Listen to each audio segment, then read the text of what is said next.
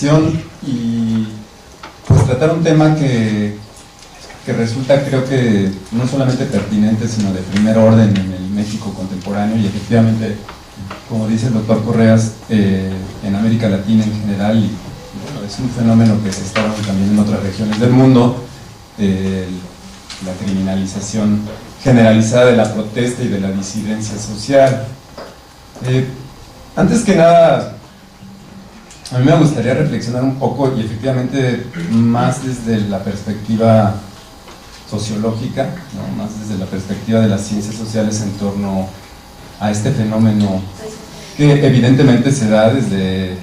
las alturas de las élites en nuestros países, ¿no? Son, digamos, el fenómeno de la criminalización o de la judicialización de la protesta social o de la disidencia social, pues es un fenómeno que evidentemente está planeado y que tiene incluso, podríamos decir, nombres y apellidos claramente establecidos en los diferentes países. En específico en México, a mí me parece muy claro que podríamos nombrar así un selecto grupo de ideólogos y de artífices de esta política social. Me pregunta, bueno, pues están evidentemente los secretarios ahora actualmente de gobernación en la actualidad, el propio presidente de la República forma parte de este grupo de élite, y evidentemente pues los agentes de las diferentes agencias policíacas que existen en el país, ¿no? En todos los estados de la República, y sin excluir ya, para desgracia de todos los que vivimos en esta ciudad, al gobierno de la Ciudad de México, ¿no? Que se ha convertido en un agente de primera importancia en las políticas de represión y de articulación de la pues, criminalización de la protesta social. Y no hay más que ver también, por ejemplo, la trayectoria del jefe de gobierno de la Ciudad de México y hurgar un poco en su propia historia personal y académica y ver precisamente que él es un, digamos, experto en la materia, ¿no? Él ha desarrollado toda una teoría respecto a cómo combatir desde incluso antes de llevar a cabo cualquier acción de protesta, pues ya cómo poder incluso determinar si alguien está o no buscando llevar a cabo algún acto que para ellos es un acto criminal y no un acto de protesta y de justo reclamo en muchos de los sentidos, ¿no? Entonces, a mí me parece que estos agentes pues son deliberadamente quienes hay que en primera instancia señalar como los responsables directos de todo este proceso. Y antes de entrar un poco, a mí me gustaría, bueno, decir que desde mi punto de vista no solamente se está criminalizando la protesta abiertamente política o de aquello que podríamos entender como pues el mundo de la política estrictamente, ¿no? de la política llevada a través de pues, medios de protesta o de organización social, de movilizaciones sociales, sino que también desde mi punto de vista se está, y ahí es donde creo que radica una de las cuestiones más graves, se está criminalizando en realidad prácticamente todas las actividades de la vida cotidiana en el mundo contemporáneo, ¿no? Es decir,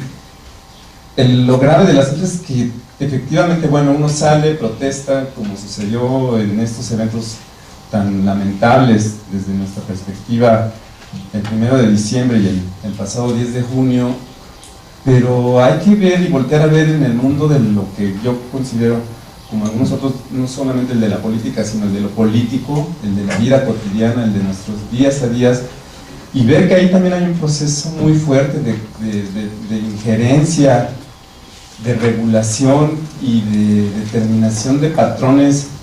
que van a determinar qué es lo correcto y lo incorrecto, qué es lo legal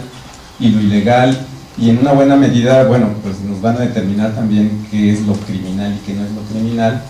Y ahí es en donde me parece que hay también un peso sobresaliente pues del poder que tienen las políticas efectivamente represivas, ¿no? Es decir, si no hay un consenso generalizado también, en donde creo ahí fundamental y un agente fundamental que también hay que señalarlo directamente, que son los dueños de los medios de comunicación, ¿no? Es decir, si bien es cierto que los agentes del Estado son fundamentales, también los dueños de los medios de comunicación son otro elemento fundamental que determina finalmente quiénes son los que hay que señalar como pues criminales, en este caso los disidentes, ¿no? Si no contamos con este aparato tan poderoso de lo que muchos sociólogos y investigadores han denominado como el orden simbólico, pues no podríamos hablar tampoco de la posibilidad de una represión tan abiertamente, pues ya casi, digamos, en un país como México fascista, ¿no? Es decir, si no contasen las instancias gubernamentales y estatales con agentes como la televisión, ¿no? Como Televisa y Televisión Azteca, en la articulación precisamente para determinar quiénes están dentro y quiénes están fuera del orden establecido, pues me parece que difícilmente se podría también llevar a cabo políticas tan severas de represión en la protesta social. A mí me parece, bueno, pues muy claro que estos agentes están jugando un papel fundamental, ¿no? Antes incluso de poder o de ser llevados a instancias judiciales de los agentes de los grupos de protesta social, ya en la televisión y en la radio y en los medios de comunicación son previamente, bueno, criticados y señalados con muchísima claridad, bueno, quiénes son o no. Hay que simple y sencillamente prender la televisión en los noticieros, por ejemplo, de las 10 de la noche o 10:30 de la noche en Televisa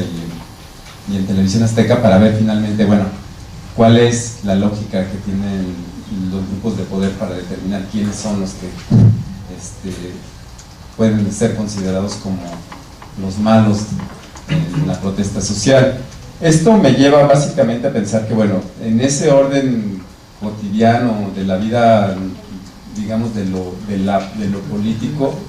pues ya existe, si bien es cierto, no siempre una criminalización formal o una regulación en ese sentido legal del proceso, sí existen ya otros elementos como que yo podría determinar como una ética, una estética y una retórica que va determinando quiénes se encuentran,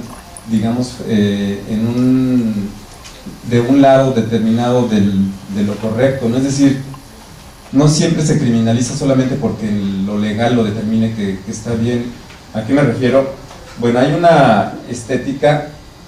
discursiva en lo cotidiano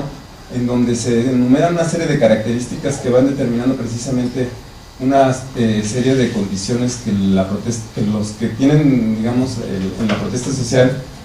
características estéticas o corporales, ¿no? A mí me parece que en el orden simbólico por ejemplo, de los medios de comunicación sí están utilizando ahí, por ejemplo, elementos muy claros de decir, bueno, quienes están protestando tienen una estética determinada, ¿no? Tienen una forma de vestir, tienen una forma de, digamos, de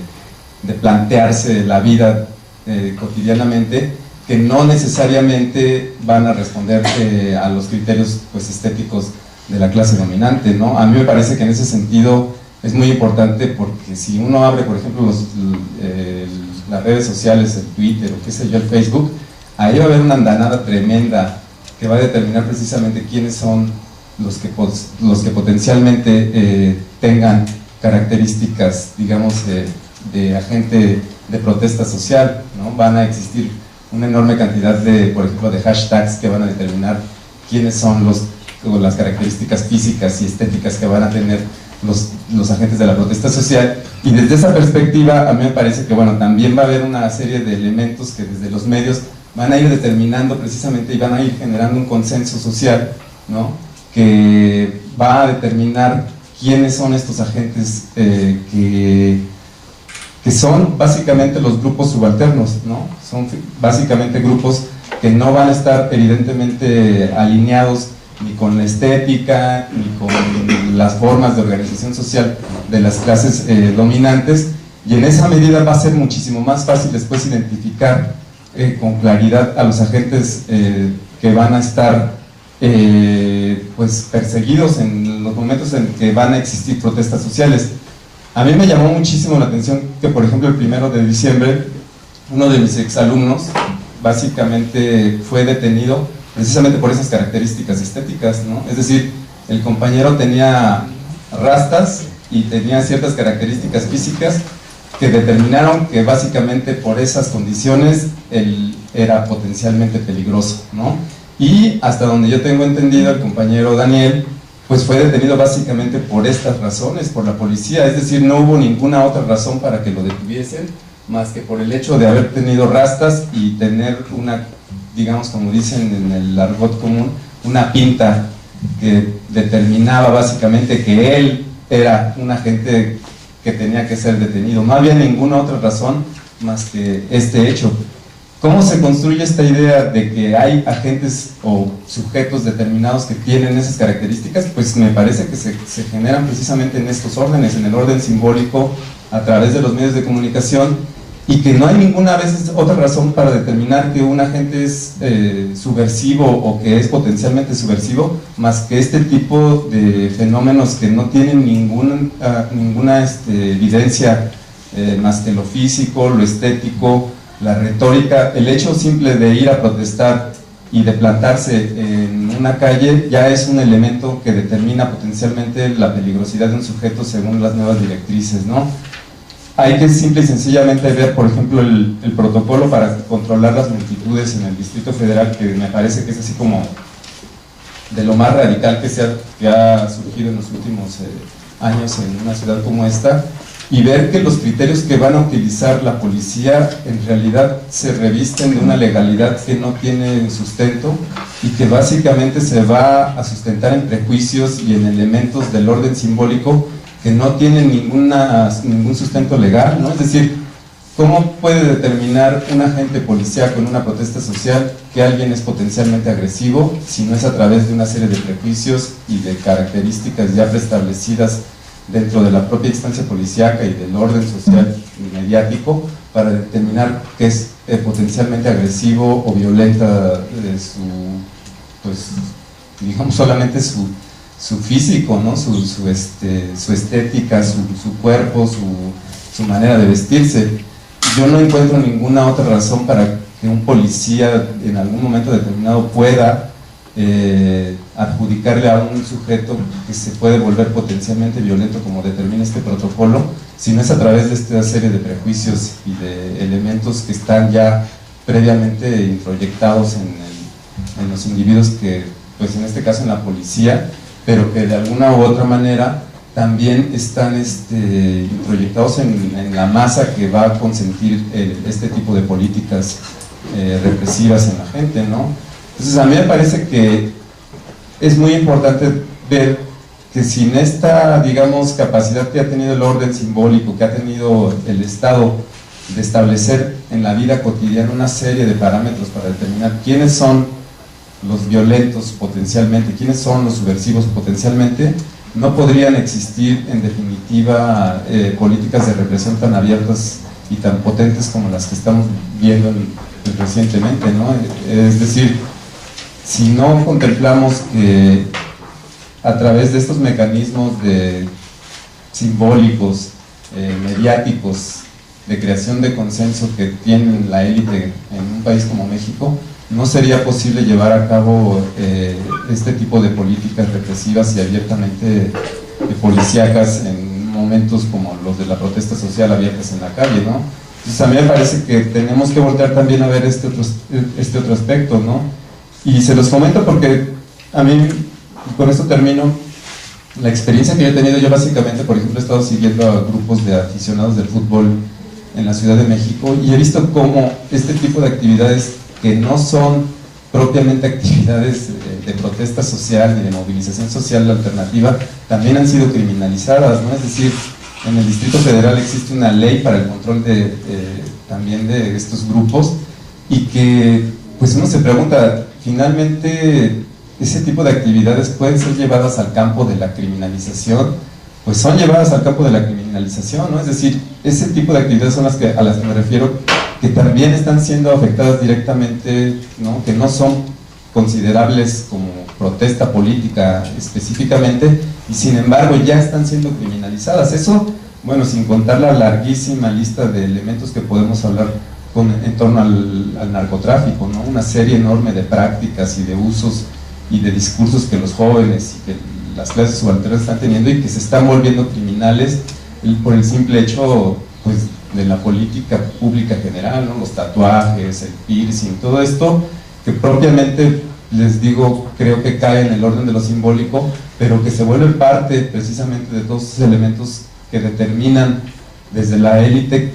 quiénes son los que potencialmente son criminales y quiénes no, porque no hay ningún otro elemento, ¿no? Es decir, a mí me parece que lo que pasó el 10 de junio y evidentemente el 1 de diciembre forma parte, bueno, del repertorio de derechos humanos que tenemos y de derechos políticos y civiles los mexicanos, y que finalmente uno no entiende por qué, o bueno, sí se entiende pues, pero no se justifica el porqué de este, pues, tan fuerte política de represión que existe en México, ¿no? Y bueno, con esto concluyo. Muchísimas gracias.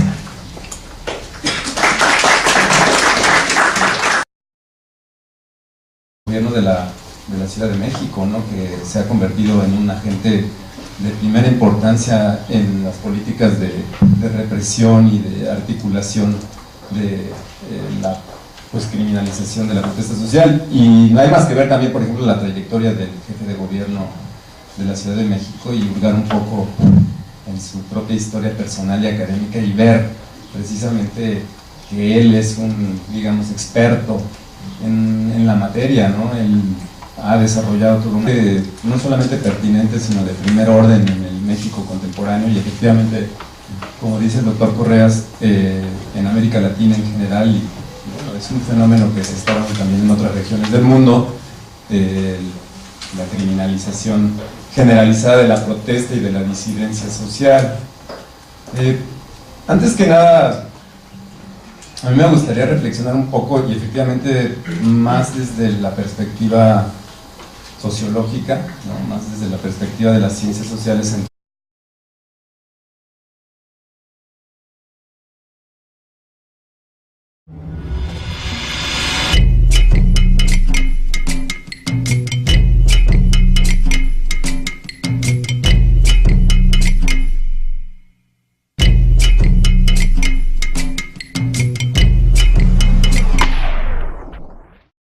Bueno, pues muchas gracias por la invitación, y pues tratar un tema que resulta, creo que nombrar así un selecto grupo de ideólogos y de artífices de esta política social. Me pregunta, bueno, pues están evidentemente los secretarios ahora actualmente de gobernación en la actualidad, el propio presidente de la República forma parte de este grupo de élite, y evidentemente pues los agentes de las diferentes agencias policíacas que existen en el país, ¿no? En todos los estados de la República, y sin excluir ya, para desgracia de todos los que vivimos en esta ciudad, algo en torno a este fenómeno que evidentemente se da desde las alturas de las élites en nuestros países, ¿no? Son, digamos, el fenómeno de la criminalización o de la judicialización de la protesta social o de la disidencia social. Pues es un fenómeno que evidentemente está planeado y que tiene incluso, podríamos decir, nombres y apellidos claramente establecidos en los diferentes países, en específico en México. A mí me parece muy claro que podríamos